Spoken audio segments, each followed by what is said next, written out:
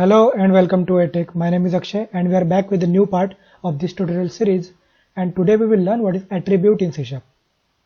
So these are the contents. We will see attribute in C# as well as what is custom attribute in C#. So first of all, what is attribute? Attributes provide some mechanism to associate metadata or a declarative information to our program. Okay, and attribute can be queried at runtime by using a technique called reflection. Now what does this all means? We will see directly into an action. And for that, let's just switch to Visual Studio. Okay, so we will create one class here as always, that is student. Okay, I will quickly take two properties here, that is first name and second,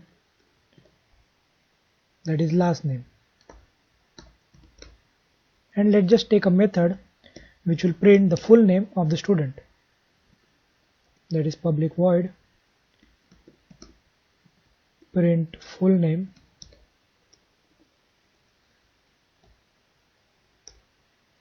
and onto the console dot write line I will concatenate that first name and last name. Full name is equals to first name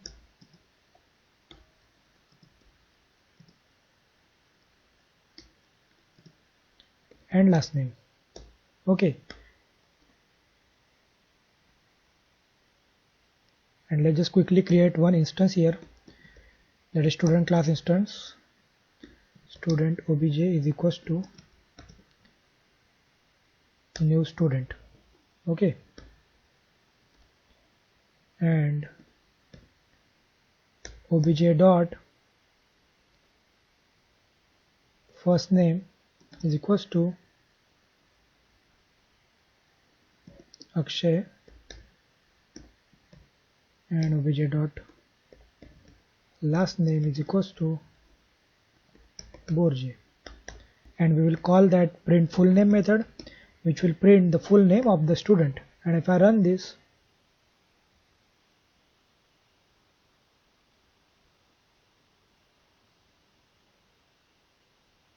okay, so we'll get the output. Okay, this is so very simple program. We have one method here in this class which is printing the full name of this student. Okay, but over the period I have decided that okay, I want another method, but this time the method will take two parameters instead of printing that here directly, that is property names. I want to take that input from the user like this, first name and string last name. Okay, and instead of this property I will take that parameter name here like this. Now okay, now fine, this class, that is, let's consider this class is one user. Okay, so this is our class, that is the student. We can consider this program class of one user which is using our method, something like this. So it is fine, he can use that, he or she maybe can use that. But now we have introduced one new method, that is a overloaded version of this print full name. And what is overloading in C# we have learned in this tutorial series. If you guys not aware about this, please go and check the overloading in C# tutorial. In this very tutorial series you will find that.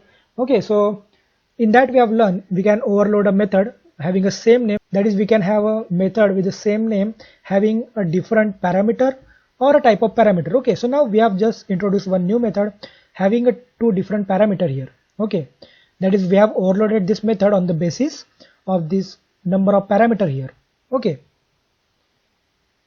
and now our user is using that old method here, but he can use this new method like this as well, something like this. Okay, so now if I would have removed that method that is this method, instead of introducing new method, what I would have done, that I would have, if I would have removed this method, that is if I am commenting that method here, and now if I go here, okay, so we can see that error here.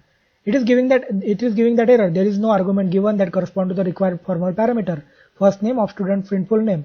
That is, it is saying that there is no such method which is not taking any parameter. Okay, so it is expecting two parameters here. So that's what the problem our user can face in future. So that is why it is very bad coding. We should never do this kind of a thing. That is, we should not remove these old methods.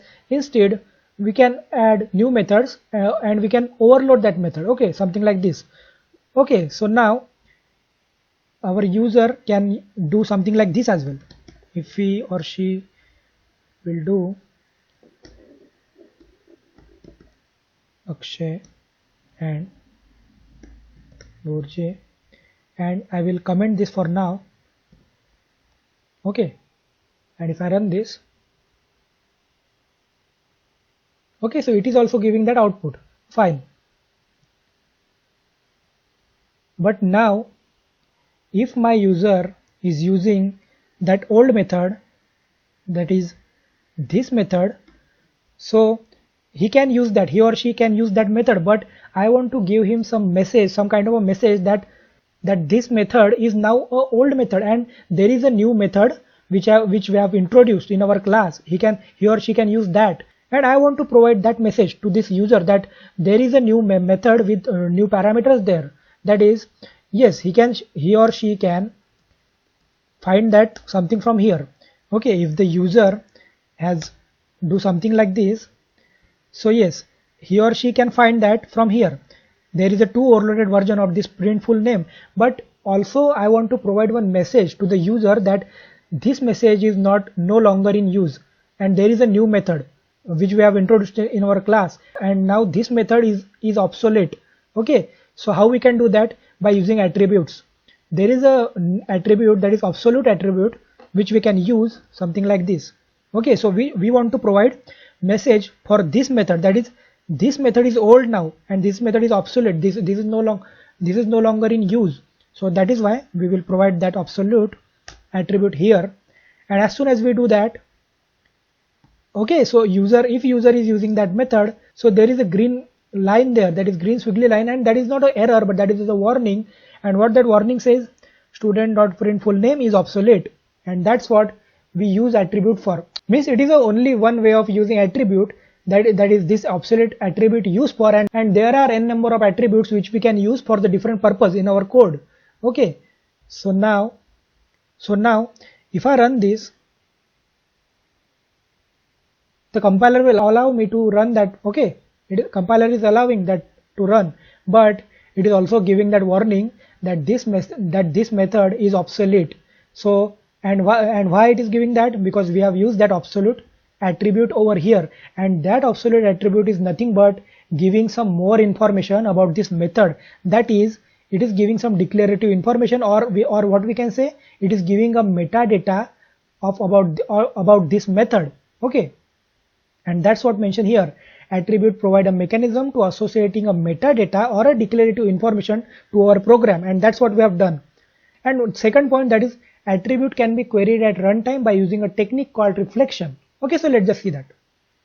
And before that, as I've told you, there are n number of attributes which we can use. There is attribute something like this, that is the serializable. Okay, so what this serializable attribute does, that it tells that this class can be serialized, that is object of this class can be serialized, or what we can say, the information of this class can be serialized in different app domain. Okay, so now what is app domain? This is nothing but one assembly, and this is the app domain for this assembly. But to cross the boundary of this assembly for sending this information over this boundary, that is out of this assembly, we have to serialize that, and we have to send that using serialization. And that's what the serializable attribute means for. But don't worry about this for now. We will learn that in a very great detail, that what is this serializable and what is serialization in C#, as well as that is nothing but a concept of persistence in C#. Okay, so we will see that later on in this tutorial series. But for now, coming back to these attributes, we have to just understand the very basic fundamental of this attribute here. Okay, so anyway we will be going to learn there are n number of attributes, there are different attributes we will use, but that we will learn in later videos, so don't worry about that. But now coming back to this second point, that is attribute can be queried at runtime by using a technique called reflection. Now how we can do that, let's just see. And for that let's just create a custom attributes. Okay, so now we will see what is custom attribute. Custom attribute is the attribute which can be created explicitly and directly or indirectly derives from system.attribute. Okay, so let's just see that, and from that we will see how we can query these attributes at runtime using reflection. Okay, so just like we create custom exceptions, okay, when we have learned exception handling in C#, at that time we have learned how to create custom exceptions, that is user can create its own exception. So just like that we can create our own attributes. Okay, so now let's just take simply a class here, let's name it as a test attribute, and we have to derive that from attribute class. Okay, so if you can see that definition correctly here, that is custom attributes. So custom attribute is the attribute which can be created explicitly and is directly or indirectly derives from system.attribute. Okay, and now we can use this attribute over this class or anywhere else. Okay, so let's just see that here, and if I do that, okay, so we can be able to use that. But what if I don't derive that from attribute? If I remove this, we will get an error. Okay, so what it says, test attribute is not an attribute class. Okay, so for that we have to derive that from attribute class, and that is the convention to create, and that is actually a rule to create a custom attribute here. Okay, so now let's consider this attribute has some information, that is, let's say it has one property here which will be of string type and having the name as a message. Okay, and let's just say it is having a method public void show message, and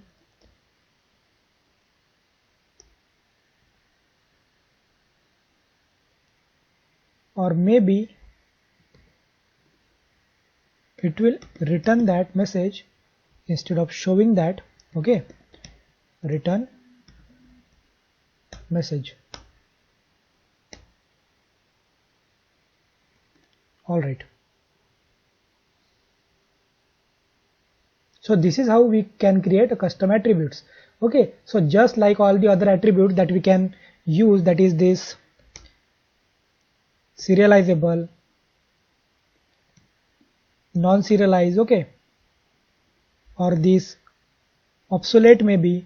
Okay, so we have also created our own attribute here, that is this test attribute, and now you can see here it is only showing test here and not the test attribute, that is this full name, that is test attribute. Okay, so why is that so? Because this attribute suffix is optional and that is nothing but just a convention. Okay, so we can use that, or we can, if we don't use that also, that is also fine. Okay,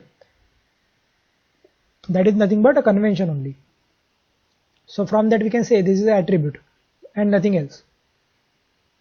So now let's just go to main method, and we have this type class, something like this here, and in that type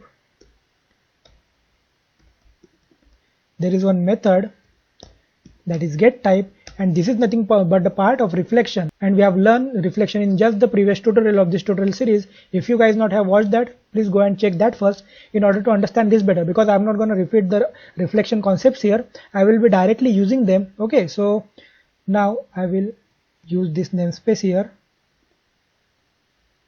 something like this, and inside that namespace there is this class student. Okay, and now in for each I will use that, or maybe attr in t dot, and inside this T there is a custom attributes here, okay, and on that we can loop through, and if I print that onto the console like this, console dot write line that attr, and now if I run,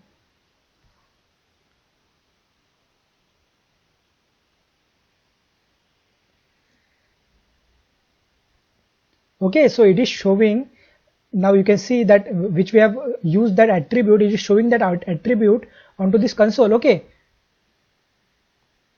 we have used this test attribute over this class, that is this student, and we have find out that student class information at runtime using reflection like this, and in that there is this property, that is custom attributes, which are returning all the attributes which we are applied on our type. And here what is our type? That is under this namespace there is a student class, and on that class we have applied this custom attribute, and there is a method, there is a property actually, this custom attributes. If we go to the definition of that, okay, so this is nothing but a property which is present inside this member info class, which is present inside this system.reflection namespace. So by using reflection we can be able to query that attribute at runtime. We can be able to see that attributes at runtime, or what we can see, we can find that attributes what we have applied on our types. Okay,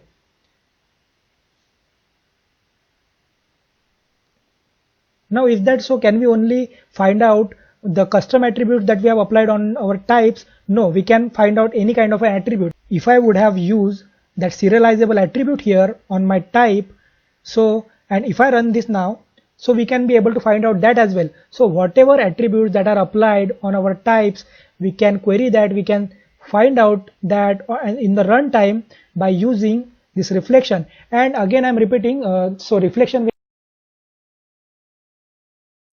So if you guys not aware about what is reflection and you want to learn that in a detail, because I'm not going to explain that everything, that every concept of reflection in this tutorial, so that is why just go and refer that video and to understand this better. Okay, that is attributes in C#, and what are the and also we have learned just now that this is nothing but a custom attributes and how we can create custom attributes. Now if you can see here, there are some kind of an attributes, that is if I use that absolute here, so okay, so we can use that absolute, but there should be some of a attribute that we cannot use onto this class. Okay, so there is one this attribute, that is context static. So what it says, attribute context static is not valid on this declaration type, it is only valid on field declaration. Okay, so this attribute can only be used for field. So and how they have done that? So by using attribute usage, and we can do that also. Okay, so now as we have already using this custom attribute over our class here, so how we can prevent that from using this class? We can use that, we can do that from using another attribute about that attribute class, that is custom attribute class. There is one attribute, that is attribute usage, and inside that attribute usage we can provide that attribute targets dot method. If I do that, if I only allow this attribute to be applied on the method, something like this, so it is throwing an error onto this class, because this class no longer have the authority to use this attribute. So that's what we can do. And if we want to apply that, if we want to let this attribute use by class also, so that also we can do. If I do something like this by using this pipe here, attribute targets dot class, and as soon as I do that, so it is allowing that class to use also this attribute, and that's how we can also more customize these custom attributes. Okay, now if you guys recollect from the .NET Frameworks tutorial series, if you have went through that is the .NET Frameworks tutorial series, if you have watched that series, so in that we have learned assembly in C#. Okay, so in the assembly in C# we have learned, that is if I go to these properties, and there is one class, that is assembly info class. So in that we have learned there is this assembly information right here, that is assembly title, description, configuration, culture, and if I go down here, so there is this assembly version, assembly file version. So these are nothing but all the attributes, and these are nothing but metadata about our assembly, which compiler uses at runtime to find assemblies. And that also we have learned. I have told you how compiler finds this assembly at runtime by using the reflection and by using runtime and by seeing this attribute at runtime. That is this more information about this assembly, that is the metadata. Okay, so this is nothing but also used with reflection only. Okay, so if I comment this reflection namespace here, so we will get error here. Okay, so it is throwing an error, and what it says, the type of namespace assembly could not be found. Are you missing any directory or assembly? So that's where this property is coming from, that is this system namespace, that is system.reflection namespace.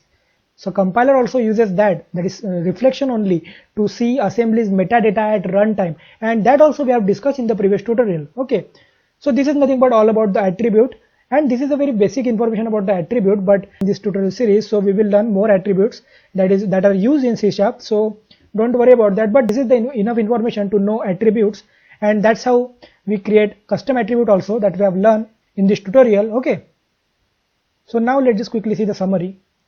Attribute is a class present in the system namespace and can be used to provide declarative information to class, method, properties, etc. Okay, now here this attribute is nothing but a class. If you go to the definition of that, so this is nothing but present inside the system namespace, and this is a kind of a class only. Okay, and that's what we can use to create our attributes also, that is our custom attributes also. We have to inherit this attribute class, and that is the convention, and that is the rule to create a custom attribute. So second point, and that's what it mentioned here, custom attributes can be explicitly created by inheriting attribute class, and the suffix attribute is optional in both using the attribute as well as declaring custom attributes. It's only a naming convention. Okay, and that's what I have shown you here. If I don't use this attribute name, that is the suffix here, so that is also enough to create this custom attribute, and it is not throwing any kind of error. This is nothing but a convention to use a custom attribute, or to know that this is the attribute. And similarly, this is, we are defining the attribute without this suffix, that is this suffix attribute. And similarly, there is this attribute that is serializable, and we can use that also without using that suffix, and if we use that also, there is no problem, something like this. So this is how we can be able to tell that this attribute suffix is optional both in using as well as defining. Okay, and that's what mentioned here. And these are nothing but the attributes and custom attributes in C#, and we will meet in the next part of this tutorial series soon. And till then, subscribe this channel, like, comment, share these videos with beginners, and we will meet in the next part of this tutorial series soon. And till then, stay tuned and thank you.